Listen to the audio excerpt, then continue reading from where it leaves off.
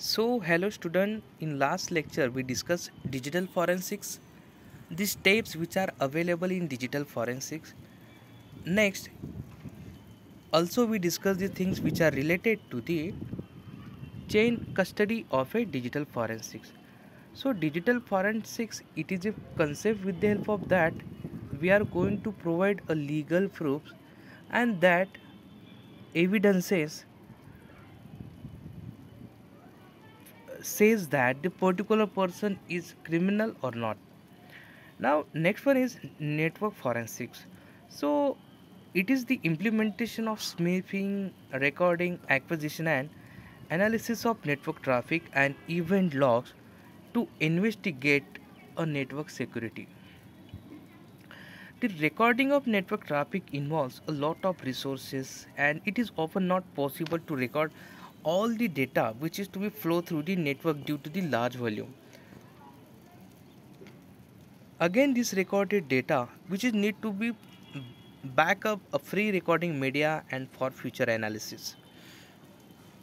So the analysis of recorded data, it is the most critical and time consuming task. There are many automated analysis tools for forensic purpose, but they are insufficient as that there are no foolproof method to recognize the bogus traffic generated by an attacker.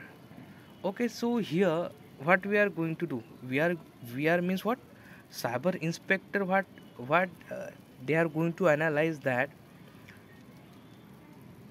Here we are going to identify the network traffic, who is going to create that network traffic, what we can say that dummy network traffic, or from where the information or traffic which is to be generated source we have to identify. Network forensics, it is necessary in order to determine the type of attack over a network and to trace the culprit.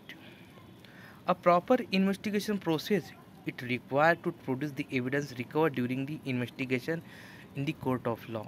So here the network traffic, in that the cyber inspector has to prove and find out the originator of that particular network traffic.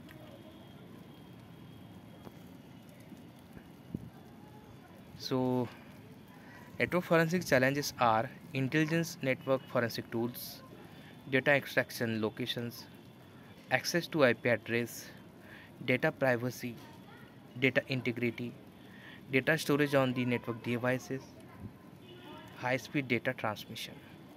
So these are the things which are related to the network forensics. Okay, thank you.